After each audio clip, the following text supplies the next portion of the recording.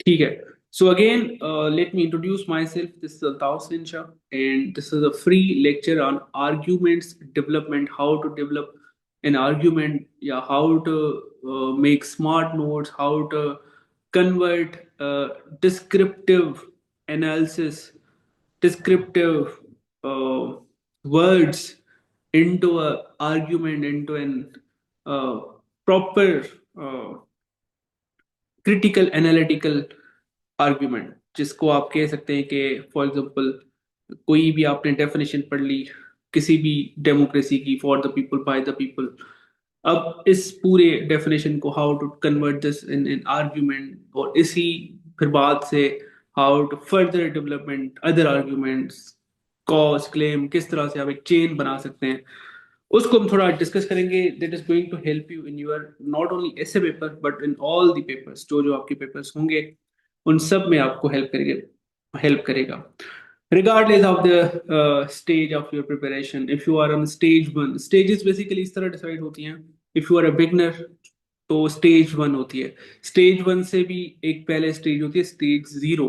Stage zero होता है lost student, aspirant, अभी ग्रेजुएशन हुई है या ग्रेजुएशन नहीं हुई, 30 साल की उम्र का हो गया है, रियलाइज हुआ सीएसएस करूं. ये वो होते हैं जो स्टेज जीरो पे होते हैं, जिनको कुछ भी नहीं पता होता और अभी बस ये स्टार्ट जो है ना करते हैं कि अभी बिल्कुल हम सीएसएस करेंगे. नया नया इरादा होता है सबका, ठीक है.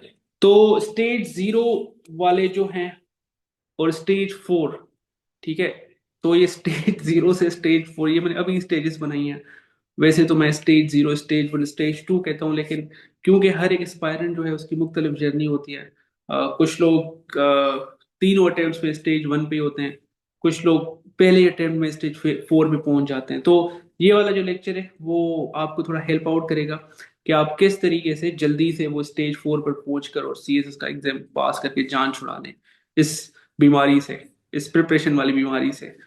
ठीक है. तो हम इस तरह की कुछ चीजें सीखेंगे आज जो आपको हर एक स्टेज पे काम आएगी. अगर आप अभी अपियर होने वाले हैं, then it's going to help you allot.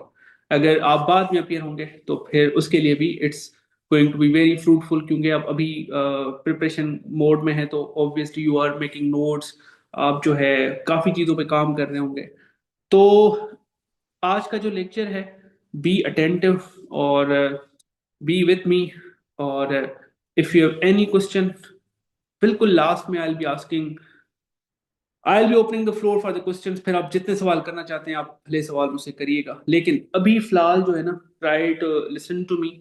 मैं क्या कह रहा हूँ, किस तरह कह रहा हूँ, और फिर आप जो सवाल आपके दिमाग में हो आप लिखते जाएं.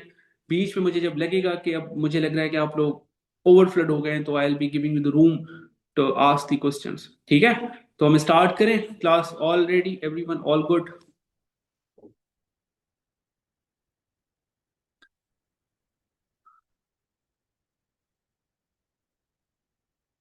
ठीक है.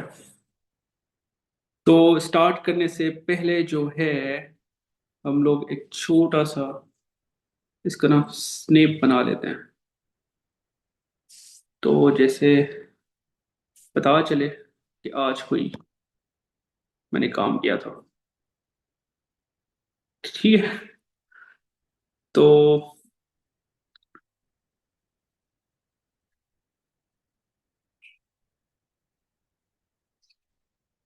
वैसे आप सब लोग जो है आई थिंक इंस्टा से ही मेरे पास आए होंगे, है ना?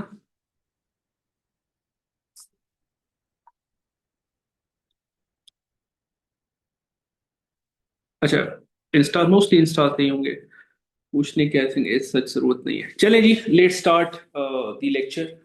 और लेक्चर जो है वो है आज का free lecture, in that's on argument development for CSS ऐसे. है नाम ऐसे, लेकिन it's going to help you in all your exams. ठीक है. तो बिस्मिल्लाह करते हैं. और शुरू में जो मैंने चीज लिखी हुई है, what is argument development, basically होता क्या है. अभी आपने जो है for example 26th amendment, 27th amendment, जो अभी रिसेंटली जो अमेंडमेंट पास हुई है कॉन्स्टिट्यूशन ऑफ पाकिस्तान में, वो कौन सी थी? 27th अमेंडमेंट थी। सबको पता है इसके बारे में।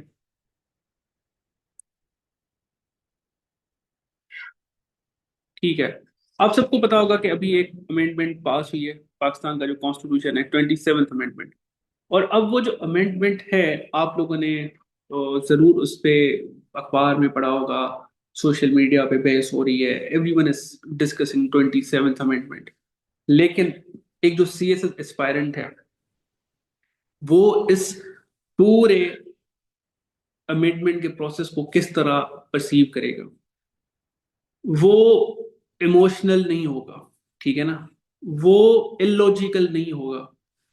वो कोई भी ऐसी बात नहीं कहेगा जो फ्लंक हो, ठीक है ना। मतलब कह दी, हवा में कह दी, कोई उसके पीछे बेस नहीं है, कोई उसके पीछे चेन नहीं है, बस उसने कह दी।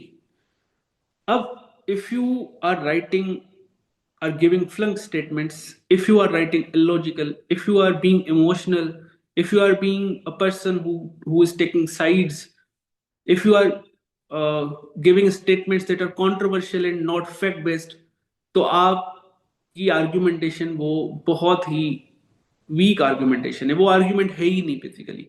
बेसिकली जो आर्ग्यूमेंट होता है वो इमोशनल नहीं होता है, वो किसी की साइड नहीं लेता है, वो प्रॉपर एक प्रोसेस की एनालिसिस करके logical structured evidence based points present करता है।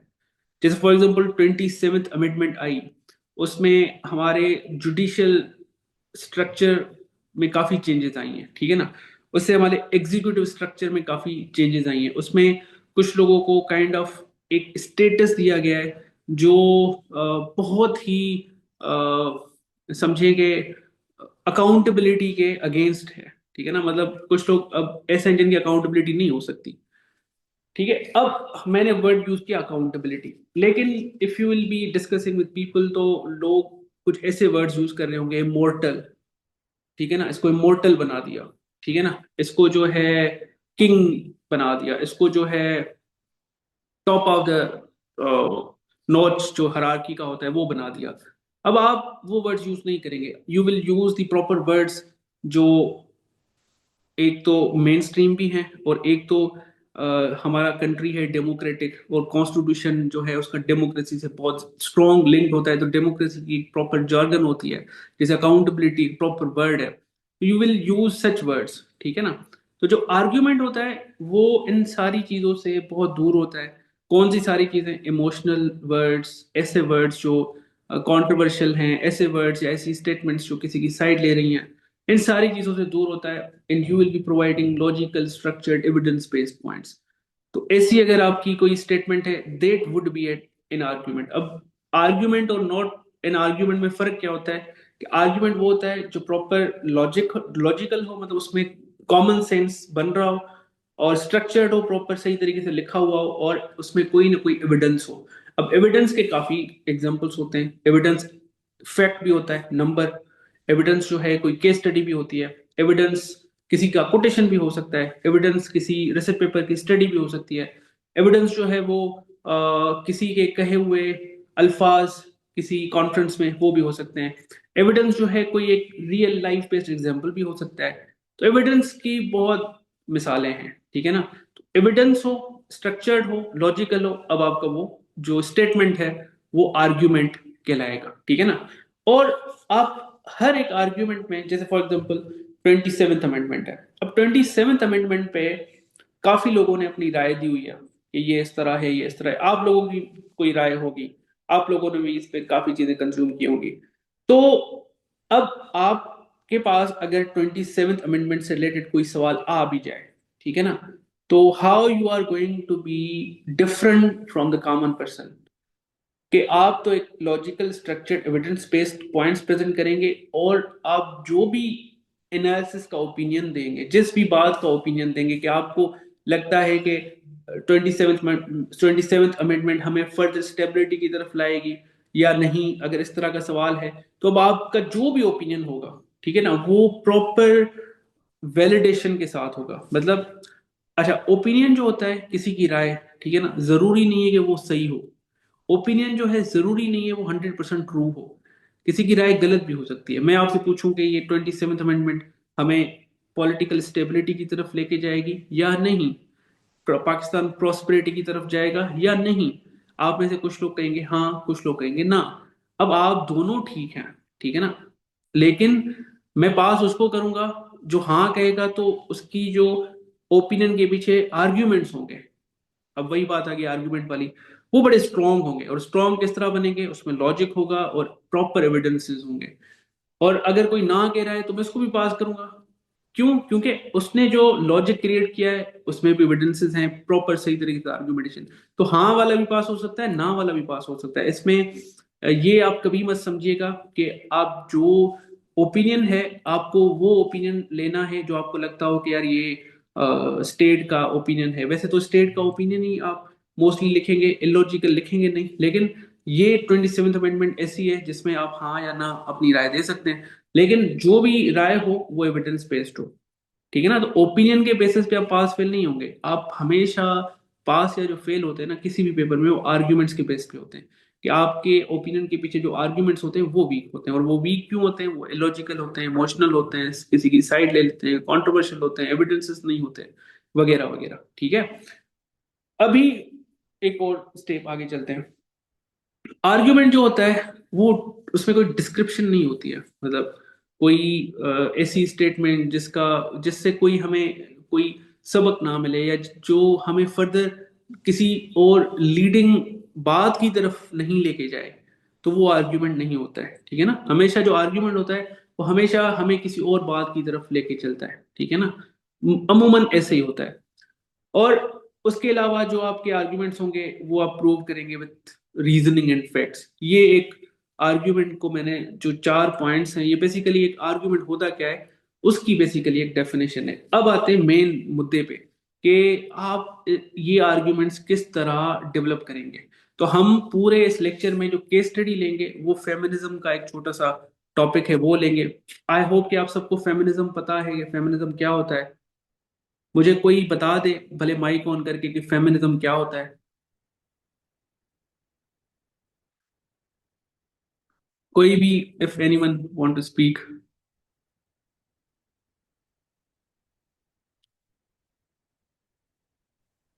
Sir, it's basically advocacy of equality of gender. ठीक है, गुड। और कोई? और Sir, मतलब Sir, sir, it is uh, study. Sir वो एक छोटा सा क्वेश्चन है, आई डोंट नो पूछना चाहिए नहीं, मगर हम नाम दे सकते हैं किसी कंटेम्प्रेरी रूलर का केस एंड पॉइंट में? फॉर एग्जांपल इमरान खान का कुछ हुआ, इस तरह कुछ दे सकते हैं? आप ले सकते हैं, लेकिन सवाल आखिर में करिएगा। मैंने बीच में भी कहा था कि जो भी सवाल है आप लिखते चले जाएं, मैं आपसे आखिर में सवाल पूछूंगा। जी, मुझे बताएं फेमिनिज्म, फेमिनिज्म किस तरह डिफाइन होगी, कोई और? सर मैं बताऊं सर। आ, सर एक पेट्रियार्की होती है जहाँ पे सर मर्दों का सर वो होता है, डोमिनेशन होती है। एक मेट्रियार्की होती है जहाँ पे औरतों का होता है। और इनका जो दरमियान वाला होता है वो फेमिनिज्म होता है, जहाँ पे मतलब सब बराबर हो। ये मैंने नई बात सुनी है। ठीक है ना? देखें, इस तरह से हमें नई चीजें, कौन था ये, सोहेल आप थे? Yes sir, Sohail Khan sir. ये मैंने बड़ी नई नई चीज सुनी है कि एक मेट्रियार्की होती है, एक पेट्रियार्की होती है, उसकी जो बीच वाली चीज होती है वो फेमिनिज्म होता है। ये आपने कहीं से पढ़ा या जी अभी सर। खुद बनाया आपने? नहीं नहीं सर, मैं 2031 वाला सीएसएस करना चाह रहा हूँ। अभी मैं यूनिवर्सिटी में हूँ सर, अभी फर्स्ट सेमेस्टर चल रहा है मेरा। 2000? तो मैं तैयारी कर रहा हूँ अभी से। चले, गुड लक, गुड लक। और कोई लास्ट हम किसी से पूछेंगे, थैंक कोई यू बता? Sir, thank you. Assalamualaikum, sir. वालेकुम सलाम, जी बोले। How are you, sir? Sir, feminism is basically advocacy for the women, especially for their rights and कि उनके जो ड्यू राइट्स हैं, स्पेशली डेवलपिंग कंट्रीज में, जो हम्म। कि जो उनको प्रोवाइड नहीं किए जा रहे ड्यू टू एनी रीजन, उसके ठीक है, ऊपर बात करना। और उनके जो राइट है, इक्वलिटी एंड जेंडर जो डिस्क्रिमिनेशन है, जीरो डिस्क्रिमिनेशन बेसिकली, सो उसकी एडवोकेसी, उसके ऊपर डिस्कस करना इज अबाउट फेमिनिज्म। ठीक है, वेरी गुड। आप सब लोग सही हैं, मतलब you know the basic concept of feminism. कि फेमिनिज्म क्या होता है, जो एडवोकेसी करे। बेसिकली फेमिनिज्म जो है वो एक किस्म की मूवमेंट है जो एडवोकेसी करती है, जो प्रीच करती है, जो वर्क करती है for bringing equality and equity among man and women. ठीक है, बेसिकली ये इसका फेमिनिज्म का एक छोटा सा ब्रीफ इंट्रोडक्शन है। वैसे feminism is a relative concept, हर कोई अपने हिसाब से इसको डिफाइन करता है, काफी इसकी डेफिनेशन हैं। लेकिन जो मेजर इसका चंक है वो यही है कि एडवोकेसी फॉर इक्वालिटी है ना, अमंग मेन एंड वुमेन। तो अब आपने जो है आपको बेसिकली पता चल गया कि फेमिनिज्म है क्या। ठीक है, अब हम फेमिनिज्म को पूरे इस डेवलपमेंट ऑफ आर्ग्यूमेंट्स में एक एक केस स्टडी उसको लेंगे कि फेमिनिज्म हमारा टॉपिक है, अब हम फेमिनिज्म पे पढ़ रहे हैं, अब हम फेमिनिज्म पे किस तरह पढ़ें और फिर फेमिनिज्म पे किस तरह आर्ग्यूमेंट्स बनाएं। ठीक है, अभी आप समझिए सब लोग बिगनर हैं, आपको नहीं पता फेमिनिज्म क्या है, तो सबसे पहले क्या काम करेंगे? Obviously you will be learning it's definition. क्या फेमिनिज्म है क्या, किस तरह से फेमिनिज्म आई। तो बेसिकली आप कहाँ से जाके फेमिनिज्म को सर्च करेंगे? तो you have multiple resources. When I was preparing for CSS, उस वक्त I don't use to have, या मेरे साथ जो भी है we don't use to have chat GPT. आजकल चैट जीपीटी आपके पास आ गई है, and if you use it responsibly, कि आप उसको सेंसिबली रिस्पॉन्सिबिलिटी के साथ, कि आपको समझना चाहिए कि ये जो है बेसिकली हम चैट जीपीटी से रिसर्च कर सकते हैं, ये नहीं कर सकते, ये इसको चैट जीपीटी को सिर्फ इस काम के लिए रखें, और वो फिर मुख्तलिफ काम हो सकते हैं। अब आप पे डिपेंड करता है कि आप उसको किस तरह से रिस्पॉन्सिबली यूज करते हैं। तो अब आप क्या करेंगे? चैट जीपीटी है आपके पास कोई अच्छी सी किताब है, आपके पास जो है गूगल है, आपने वहां पे लिख लिया what is feminism, definitions of feminism. तो अब आपके पास डेफिनेशंस आ गई। अब डेफिनेशंस बहुत डिफरेंट सोर्सेज से होगी, किसी ने कहे हुए वर्ड्स, कामला भासन की किताब फ्रॉम पेट्रियार्की टू इक्वालिटी से आपको कहीं से मिल गई, रफिया जकरिया ने उसको डिफाइन किया हुआ है, वहां से आपको मिल गई। आपको जो है किसी रिसर्च पेपर से, किसी आर्टिकल से, किसी की थीसिस से, मुख्तलिफ सोर्सेज से आपको डेफिनेशन मिल गई। जो आपको दो तीन डेफिनेशन सही लगी, आपने पढ़ी और आपने अपनी कॉपी में नोट कर ली। ठीक है ना, अब आपको पास एक बेसिक कॉन्सेप्ट आ गया कि ये क्या होता है। फर्दर जब आप फेमिनिज्म को ऐसे गूगल करेंगे, चैट जीपीटी करेंगे, तो सिर्फ आपको डेफिनेशन नहीं देगा, फर्दर कुछ और बातें भी देगा। तो अब आप रिसर्च किस तरह करेंगे? एक तो आपने पहले टर्म समझा, उसके बाद जो बेहतरीन तरीका होता है ना रिसर्च का भी और आर्ग्यूमेंट डेवलपमेंट का भी, वो होता है turn the topic into questions. The first point of argument development, कि आप जो है अपने आर्ग्यूमेंट्स को क्वेश्चंस में कन्वर्ट करें। Convert topic into questions. जैसे आपने अब जो है फेमिनिज्म की फॉर एग्जांपल डेफिनेशन पढ़ी, तो फेमिनिज्म की डेफिनेशन पढ़ते हुए आपने एक डेफिनेशन में पढ़ा कि feminism tries to achieve gender equality. आपने जब डेफिनेशन पढ़ी तो आपने पढ़ा कि gender feminism tries to achieve gender equality, ये आपने कहीं से फॉर एग्जाम्पल पढ़ा।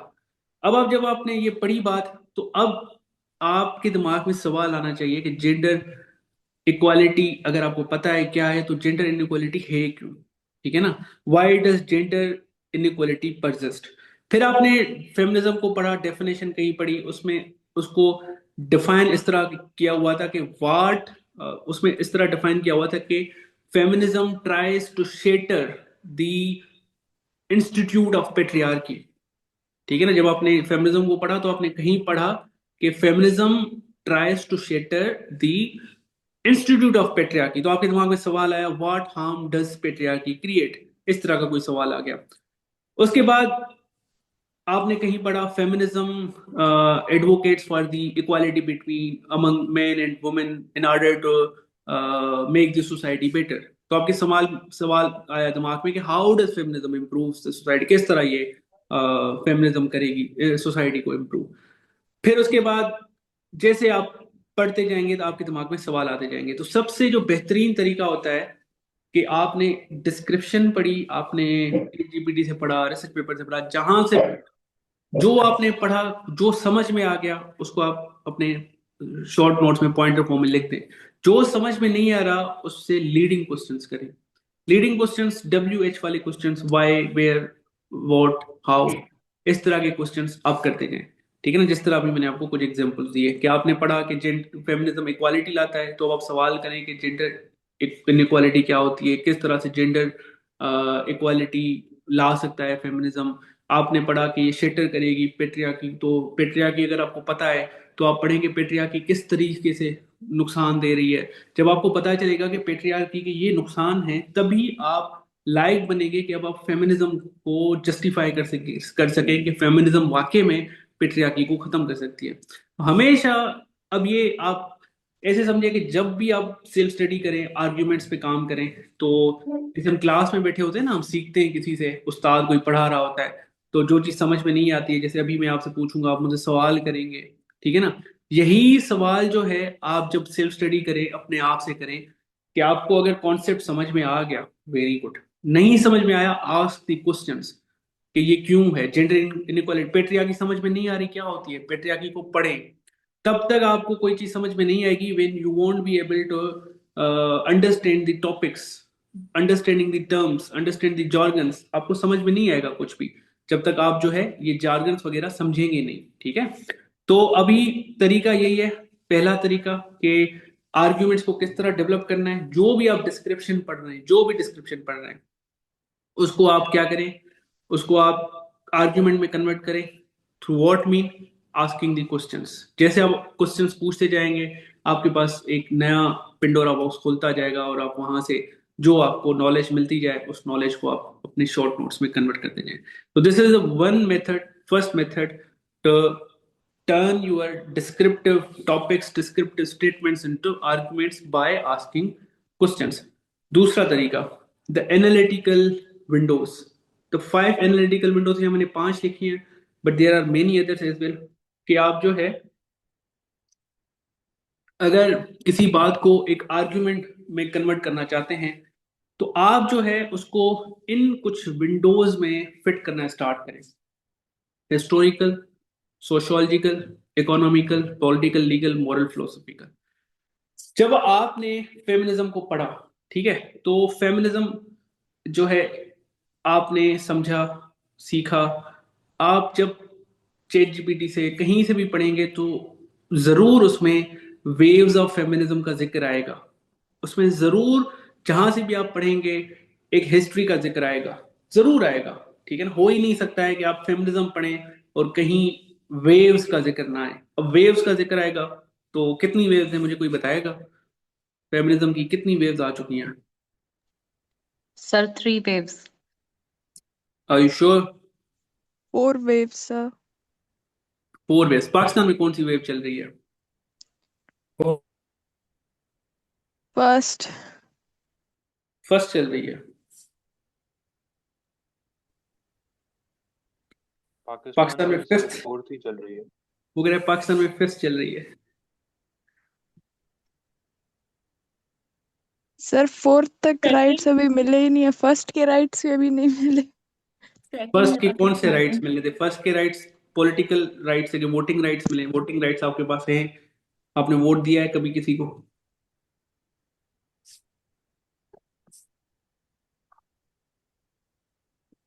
तो वोटिंग राइट्स फर्स्ट में तो यही था कि बेसिक वोटिंग राइट्स हो, तो वोटिंग राइट्स आपको But sir, मिलते हैं। majority women are not able to give votes why? in Pakistan because why? sir, social stigmas.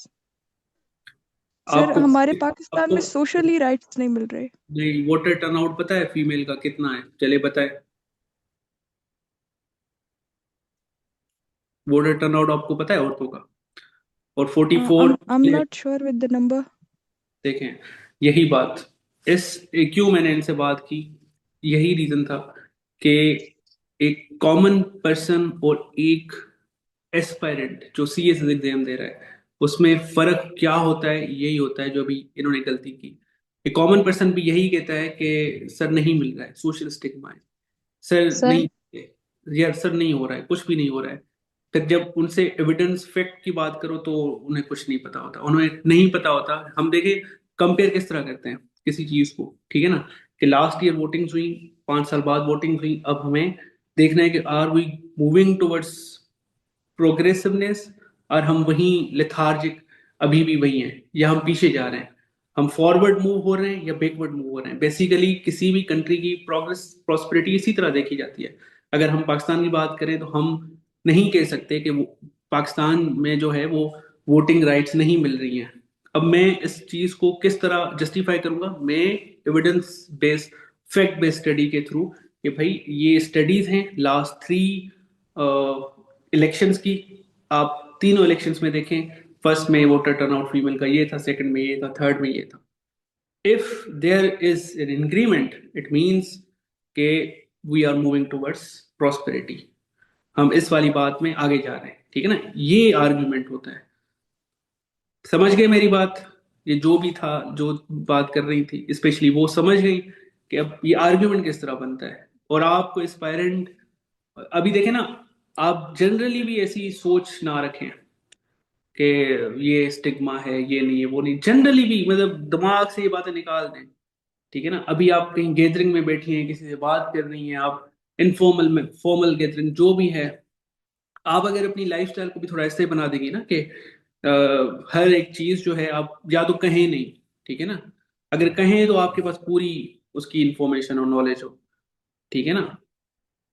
समझ गए एवरीवन? ये जो मैं स्पेशली अभी पॉइंट बताई, यू गॉट माई पॉइंट? ठीक है, वेरी गुड, सही है। तो अभी जो है वेव्स की हम बात कर रहे थे, तो वेव्स जो है बेसिकली 4 वेव्स हैं पाकिस्तान में। करंटली थर्ड मानी जाती है कि we are still on the third wave. जो थर्ड वेव में जो चीजें पूछी गई थी, डिमांड की गई थी, हम वहां पे हैं, ठीक है ना? लेकिन हम काफी चीजों में इम्प्रूव भी करते हैं, काफी चीजों में पीछे भी जा रहे हैं। ऐसा नहीं है कि we are making progress in every sector, काफी चीजों में हम पीछे भी जा रहे हैं। तो हमें अगर ओवरऑल पाकिस्तान की प्रॉस्पेरिटी पे ऐसे आ जाए तो हमें सारे फैक्टर्स देख के फिर हमें बताना होता है कि we are either moving towards prosperity या नहीं। इसी तरह से फेमिनिज्म एक छोटा सा टॉपिक है, तो हम अगर हिस्टोरिकल विंडो देखें तो हिस्ट्री में भी पता चलता है कि उसकी वेव्स हैं। तो अब बेसिकली आपको आर्ग्यूमेंट्स किस तरह बनाने कि कोई भी आपके पास टॉपिक है, अब आप उस टॉपिक से बेतहाशा बेतहाशा आर्ग्यूमेंट्स निकाल सकते हैं, बेतहाशा स्टेटमेंट्स ऐसी जिनमें कंटेंट हो, आपके लिखने के लिए मवाद हो, आप निकाल सकते हैं थ्रू दीज 5 विंडोज। कि आप उस टॉपिक को हिस्ट्री की निगाह से देखें, उस टॉपिक को सोसाइटी की निगाह से देखें, उस टॉपिक को इकोनॉमी के निगाह से देखें, उस टॉपिक को पॉलिटिकल लीगल निगाह से देखें, मोरल फिलोसॉफिकल निगाह से देखें, आपके पास बेतहाशा आर्ग्यूमेंट्स आ जाएंगे। सिर्फ एक मैं आपको एग्जांपल देता हूं। करना यह है आपको कि historical timeline of feminism in the world, historical timeline of feminism in Pakistan, सिर्फ 2 हेडिंग्स लिख दें गूगल या चैट जीपीटी पे, आपके पास एक टाइमलाइन आ जाएगी। आप उस सारी को गो थ्रू करके उसमें से 2-3 इंटरेस्टिंग पॉइंट्स निकाल लें, आपके आर्गुमेंट्स बन गए हिस्ट्री के, ठीक है?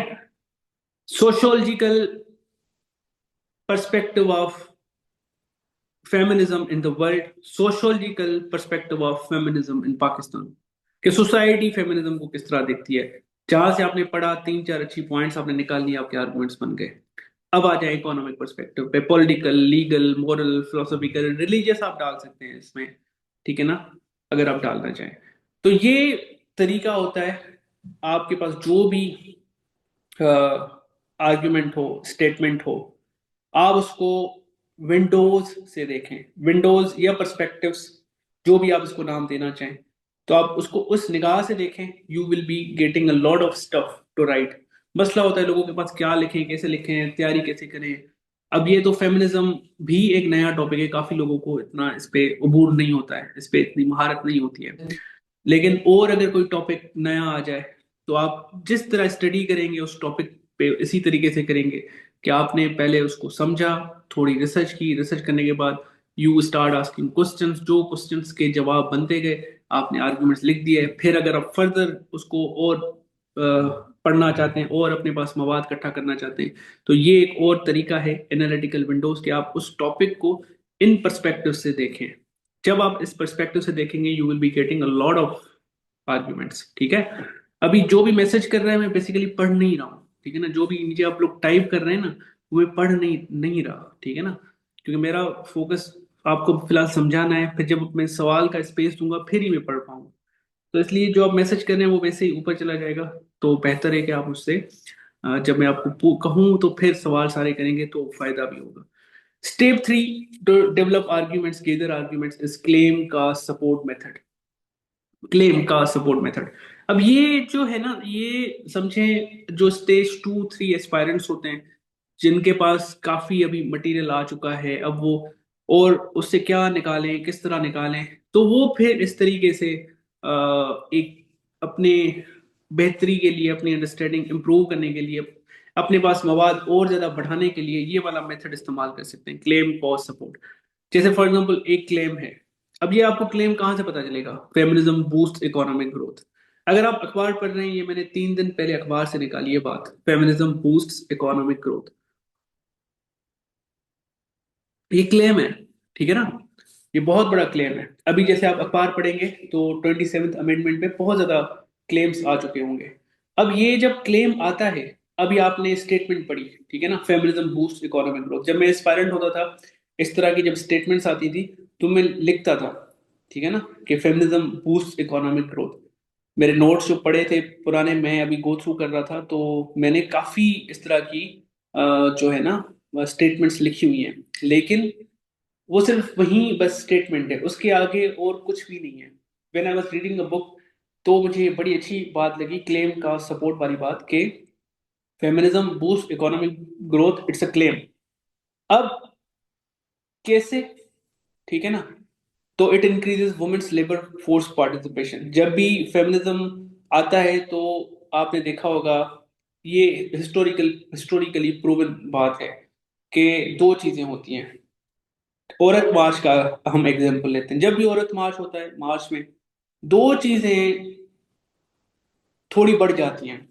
एक, वायलेंस अगेंस्ट वुमेन, दूसरा, इकोनॉमिक पार्टिसिपेशन ऑफ वुमेन। आप पढ़ लीजिएगा, ये बात आपको मिल जाएगी, जो मैं क्लेम कर रहा हूँ, कि जब भी पाकिस्तान की बात कर रहा हूँ, ठीक है ना, ओवरऑल वर्ल्ड लेवल पे भी आई थिंक ऐसा होता होगा, लेकिन पाकिस्तान के लिए मैं ये क्लेम आपको दे रहा हूँ कि whenever there is a movement for advocacy of women rights, two things are on the rise. तो फर्स्ट वन इज औरतों के against violence, and the second thing is economic participation of women. ये दोनों चीजें बढ़ती हैं। तो claim क्या था, फेमिनिज्म बूस्ट इकोनॉमिक ग्रोथ। क्यों? क्योंकि it increases women's labour force participation, क्योंकि ये औरतों की ओवरऑल जो है पार्टिसिपेशन बढ़ाती है। जैसे ही कोई भी फर्द किसी इकोनॉमिक साइकिल का हिस्सा बनता है, तो बेसिकली वो इकोनॉमिक साइकिल का एक पहिया जो बनता है, वो ओवरऑल इफेक्ट करता है इकोनॉमी ऑफ द नेशन। किस तरह के पैसा सर्कुलेट होता है, ठीक है ना। बेसिकली अभी मैं घर में हूँ, मैं रहता हूँ, मेरी वाइफ है, मेरी अम्मी है, मेरी बहन है, मेरा छोटा भाई है, हम यहाँ पे दो लोग ब्रेड अर्नर्स हैं, ठीक है ना, we two people are earning. अब यहीं पे आप तीसरा ऐड कर लें, तो वो तीसरा ऐड करेगा, अर्निंग करना स्टार्ट करेगा। फॉर एग्जाम्पल, ही और she is earning 1 lakh per month, ठीक है। अब वो 1 लाख जो अर्न करेगा, अब 1 लाख, फॉर एग्जाम्पल मैं और दूसरा person, we are earning per month 5 lakh rupees, just an example. Another person will be added in our earnings and it will make 6 lakh per month। 1 lakh बढ़ गया, जो अभी या तो किसी बैंक में जाएगा एसेट बनेगा, स्टॉक्स में जाएगा एसेट बनेगा, या तो खर्च होगा सर्कुलेशन में आएगा। अब वो 1 लाख बढ़ गया। अब वो 1 लाख जैसे सर्कुलेशन में आएगा, ओवरऑल पाकिस्तान की इकोनॉमी को फायदा होगा। ये इकोनॉमी इस तरह चलती है। हमेशा देखें, जो ये इकोनॉमिक क्रंच आते हैं या डिप्रेशन आते हैं, 2008 में आया था, तो इकोनॉमिक डिप्रेशन वो क्यों आती है कि पैसा सर्कुलेट होना रुक जाता है, ठीक है ना, पैसा बहुत जगहों पे फंस जाता है। तो मोस्टली रियल एस्टेट में फंस जाता है, बैंक्स में फंस जाता है। सर्कुलेट जब नहीं होता है तो वो इकोनॉमिक डिप्रेशन, इन्फ्लेशन वगैरह बढ़ती है। जैसे ही सर्कुलेशन पैसे की ज्यादा होती है, तो पाकिस्तान क्या कोई भी कंट्री हो जहां सर्कुलेशन ऑफ मनी या flow of money is on increase, तो ऑब्वियसली जो प्रोग्रेस है, इकोनॉमिक प्रोग्रेस, वो विजिबल होती है। तो क्लेम क्या था? Feminism boost economic growth. क्यों? क्योंकि वुमेन की लेबर फोर्स पार्टिसिपेशन बढ़ती है। अब मैंने आपको पूरा एग्जांपल बता दिया कि जब पार्टिसिपेशन बढ़ती है तो किस तरह से circulation of money will ultimately result in economic growth. ठीक है। अब मैंने इस चीज को सपोर्ट करने के लिए जो क्लेम है, उस क्लेम का काज बताया, उस काज को सपोर्ट करने के लिए मैंने डेटा दे दी कि IMF world bank data shows growth with gender gaps reduce. ठीक है ना। अब मेरे पास एग्जैक्ट कोई नंबर मुझे कहीं मिला नहीं, तो मैंने यहाँ लिखा नहीं है, लेकिन ये बात मुझे मिल गई। ठीक है ना। लेकिन लिखना क्या चाहिए? एग्जैक्ट अगर नंबर है ना तो नंबर लिखना चाहिए, नंबर नहीं है तो एग्जैक्ट आईएमएफ वर्ल्ड बैंक ने क्या कहा हुआ है वो मुझे लिखना चाहिए। ठीक है ना। ये मुझे मिल गया कहीं से, मैंने ये लिख दिया कि IMF world bank data shows growth when gender gaps reduce. ठीक है। तो ये क्लेम का सपोर्ट, ये जो दो पहले स्टेप्स हैं, ये समझे कि थोड़े वो स्टेप्स हैं जो अर्ली एस्पायरेंट्स हैं। तो ये दोनों स्टेप्स कवर करते जाएं तो ये these both will be enough to gather and develop your arguments. जो थोड़े मेच्योर एस्पायरेंट्स हैं वो क्लेम का सपोर्ट खेलने लगे कि जो चीज पढ़े तो उन्हें लगे कि यार कैसे किस तरह थोड़ी रिसर्च करे, तो वहीं से उनको फर्दर फैक्ट्स मिलते जाएंगे। फिर है जब ये तीन चीजें हो गई, आपने इकट्ठा कर लिया सब कुछ, फिर एक आता है टेस्ट करना कि आपका जो आर्गुमेंट है वो अच्छा है या नहीं है। मतलब वो आर्ग्यूमेंट जो है, आपको कैसे पता चलेगा कि आपने जो आर्ग्यूमेंट लिखा हुआ है वो आर्ग्यूमेंट अच्छा है या वीक है? होता है ना, आपको फीडबैक मिलता होगा वीक आर्ग्यूमेंटेशन, अक्सर लोग आपको देते होंगे। क्यों? दो रीजंस होते हैं। वैसे उस किताब में भी दो थे, टू ए मैंने थ्री ए लिखे हैं यहाँ पे, कि आपका अगर आर्ग्यूमेंट एक्यूरेट नहीं है, एक्यूरेट मतलब फैक्ट नहीं है उसमें, कोई ऐसे ही आपने बात कह दी है, पीछे कोई फैक्ट नहीं है, तो वीक आर्गुमेंट है। और उसका कोई इफेक्ट नहीं है, आप जो लिख रहे हैं वो किसी काज इफेक्ट का चेन नहीं बन रहा है। हमेशा जो आर्गुमेंट होता है ना, उसका मैंने शुरू में भी कहा कि वो हमें फर्दर किसी और चीज की तरफ लेके जाता है। जैसे ये आर्गुमेंट है फेमिनिज्म बूस्ट इकोनॉमिक ग्रोथ, अब ये कहाँ लेके जा रही है? हमें फर्दर किसी इफेक्ट पे लेके जा रही है कि इकोनॉमिक ग्रोथ जैसे बढ़ेगी तो पाकिस्तान प्रॉस्पेरिटी की तरफ जाएगा। ठीक है ना। अब फेमिनिज्म बूस्ट इकोनॉमिक ग्रोथ के पीछे भी एक आर्गुमेंट है। तो बेसिकली आपको किस तरह पता चलेगा you are writing good arguments? Fact based हो और वो जरूर किसी और चीज की तरफ लेके जाए। और पाकिस्तान के पर्सपेक्टिव से अगर ऐसे आ जाए जिसमें पाकिस्तान एग्जैक्टली लिखा हुआ हो या नेशन लिखा हुआ हो, तो आपका हर एक आर्गुमेंट फिर पाकिस्तान से रिलेवेंट होना चाहिए। कुछ होते हैं इंटरनेशनल टॉपिक्स, तो उसमें ये एप्लीकेबल वाली हेडिंग छोड़ दें। कुछ होते हैं नेशनल टॉपिक्स, तो उसमें वो रिलेवेंट टू पाकिस्तान होना चाहिए। उसके बाद दूसरा भी एक टेस्ट होता है कि जो भी आप आर्ग्यूमेंट लिखते हैं उसके कुछ ना कुछ स्टेक होल्डर्स होंगे, स्पेशली फेमिनिज्म वाले पे तो बहुत ज्यादा जो है ना स्टेक होल्डर्स, जिसमें भी कोई ऐसी चीज इन्वॉल्व होती है जिसमें ह्यूमन टच ज्यादा होता है, तो उसके स्टेक होल्डर ज्यादा होते हैं। जैसे अब फेमिनिज्म है तो फेमिनिज्म में स्टेक होल्डर्स कौन हो सकते हैं? औरतें, मर्द, families, society, state, economy, global community, ये सारे स्टेक होल्डर्स हैं। तो बेसिकली आप अपने आर्ग्यूमेंट्स डेवलप और उनको अच्छा इस तरह भी कर सकते हैं कि कोई भी आपके पास आर्ग्यूमेंट है, ठीक है, उसको देखें कि इसके इफेक्ट जो हैं औरतों पे किस तरह से हैं, मर्दों पे किस तरह से हैं। मतलब कोई भी आर्गुमेंट है, आर्टिफिशियल इंटेलिजेंस ले लें, आर्टिफिशियल इंटेलिजेंस के ओवरऑल जो इफेक्ट्स हैं औरतों पे किस तरह से हैं, मर्दों पे किस तरह से हैं, सोसाइटी को ये किस तरह शेप करेगा, स्टेट्स को किस तरह शेप करेगा, इकोनॉमी को बढ़ाएगा, स्टेगनेंट कर देगा, ओवरऑल ग्लोबल कम्युनिटी के लिए अच्छा है या नहीं है। सोशल मीडिया पे आ जाए, how social media is positive for women, for main, family system को किस तरह ये सोशल मीडिया शेटर कर रहा है, अच्छा कर रहा है, सही कर रहा है, सोसाइटी के लिए बेहतरी ला रहा है, नहीं ला रहा है, स्टेट के लिए बेहतरी ला रहा है, नहीं ला रहा है। हर एक टॉपिक जो है उसमें ये कुछ स्टेक होल्डर्स मैंने लिखे हैं, आप अपने हिसाब से और भी बना सकते हैं कि ये आप उसमें ऐड करते जाएं कि कोई भी टॉपिक है उसके इफेक्ट्स जो है इन सारी चीजों पे किस तरह से हैं, आपके आर्गुमेंट्स बन जाएंगे। So these were basically the 5 simple methods how to develop an argument. Simple, हमने फेमिनिज्म लिया, फेमिनिज्म क्या है, कैसे है, क्यों है, फेमिनिज्म को समझा, जैसे हमने समझा तो we came to few conclusions के फेमिनिज्म की एक हिस्ट्री है, ये है वो है। फिर उस हिस्ट्री को हमने पढ़ा तो हमने 5 चीजें मैंने आपको बताई कि एनालिटिकल विंडोज आप अगर रखते जाएं तो वो जो भी आप फेमिनिज्म में पढ़ेंगे वो ये अगर पर्सपेक्टिव्स ऐड करते जाएंगे you would be able to basically write great number of arguments कि किस तरीके से फेमिनिज्म को देखा जाता है। फिर सवाल पूछें, क्लेम का सपोर्ट वाली गेम खेलें। ट्रिपल ए जो स्टेटस था वो बेसिकली आपका आर्गुमेंट अच्छा है नहीं है उसकी एक टेस्ट थी, और स्टेक होल्डर मैपिंग बेसिकली है ये वही बात है कि आपने कोई भी टॉपिक पढ़ा उस टॉपिक को आपने रिलेट किया कि ये इन चीजों पे किस तरह इफेक्ट कर रहा है। तो ये बेसिकली एक छोटी आपके लिए वो थी आर्ग्यूमेंट डेवलप करने के लिए कि किस तरीके से आप फेमिनिज्म पे आर्ग्यूमेंट्स डेवलप कर सकते हैं। अभी आपने ये पढ़ा समझा ये वो, अब इनको इकट्ठा कहाँ करें, ये बड़ा मसला होता है लोगों के साथ कि हम इसको रखें कहाँ, याद कैसे करें, रिटेन कैसे करें, समझें कैसे। तो उसका simplest method is to make the smart notes. Short notes भी कहते हैं उसको, स्मार्ट नोट्स बना दें। स्मार्ट नोट्स बेसिकली होते क्या हैं, उसमें आप बड़े लंबे पैराग्राफ्स नहीं लिखते हैं, उसमें you just simply write points. जैसे फेमिनिज्म पे आप अगर नोट्स बना रहे हैं तो क्या बनाएंगे, किस तरह बनाएंगे। सबसे पहले उसकी एक दो अच्छी डेफिनेशंस लिखेंगे फेमिनिज्म की।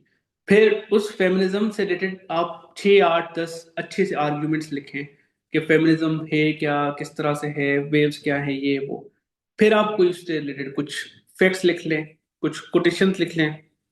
पाकिस्तान का एग्जाम दे रहे हैं तो फिर पाकिस्तान से रिलेटेड उसके कोड्स, उसके आर्ग्यूमेंट्स, उसके स्टेट्स वो अलग से लिख लें। मतलब एक आप जनरली लिखेंगे डेफिनेशन, आर्ग्यूमेंट्स, कोटेशंस और फैक्ट्स।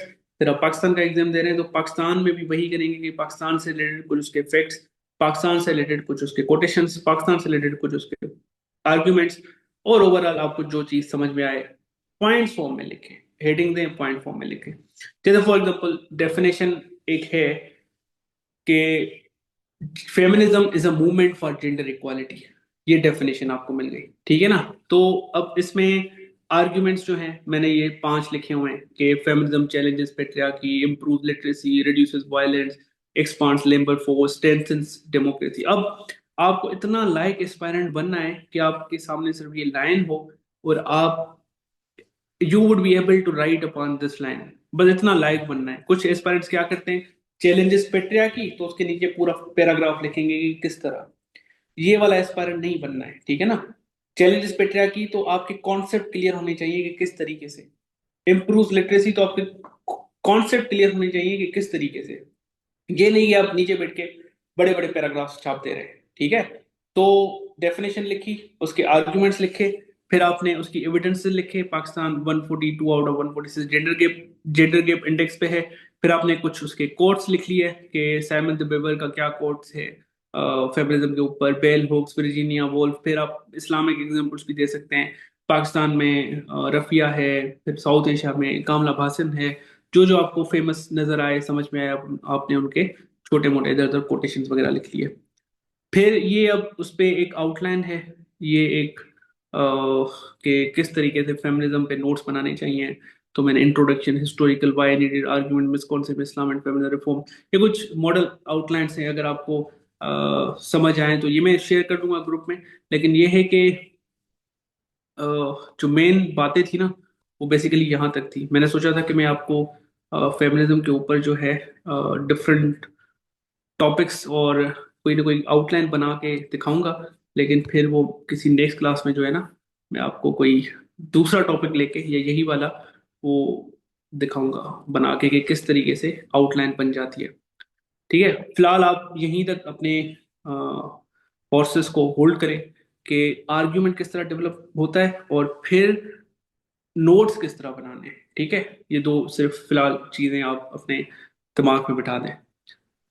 तो समझ में आ गई एवरीवन?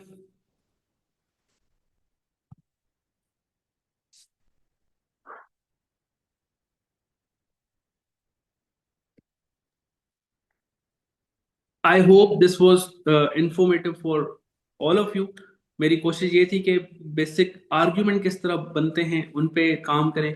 अभी 2-3 दिनों में एक सुपर ऐसे बैच भी मेरी स्टार्ट होने वाली है, जिसमें इसी तरीके से डिफरेंट हम टॉपिक्स लेंगे और फिर उन पे आर्ग्यूमेंट्स बनाना स्टार्ट करेंगे। जैसे around 50 topics we are going to take, और हर एक टॉपिक पे किस तरीके से आर्ग्यूमेंट्स लिखने हैं, आउटलाइन लिखनी है, वो पूरी बेच जो है ना वो है ही इस चीज पे। तो उसका छोटा सा ये मैंने आपको आज ग्लिम्पसेस भी दे दिया कि किस तरह होता है। और फिर जो है मैं इंशाल्लाह कोशिश करूंगा कि अ, कोई जो मैं सुपर ऐसे बेस में लेक्चर लूंगा ना, डिफरेंट टॉपिक्स को डिकोड करेंगे, उसमें से ही कोई एक क्लास में फ्री रख लूं आप लोगों के साथ, कि वो जैसे सब लोग जो है ना देख लें।